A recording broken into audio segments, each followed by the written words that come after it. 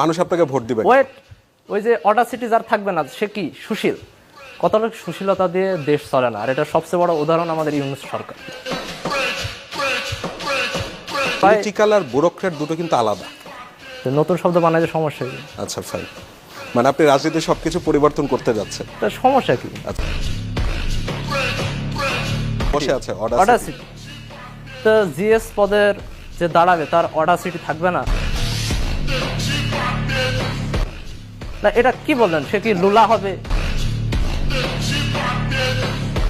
না না, কি এটা? সে তার অডাসিটি থাকবে, তার একটা কমেন্ট করার একটা সে অডাসিটি থাকতে হবে তো, তাছাড়া সে জিএস কিভাবে হবে? আমি সবসময় মেন জায়গায় আঘাত করি প্রত্যেকটা সমস্যা, আর আমি ওই সমস্যাটা মানে চালাই রাখি না যে আবার বাড়বে আবার ওটা নিয়ে পুঁজি করে আমি কিছু করবো, একদম ফিনিশ।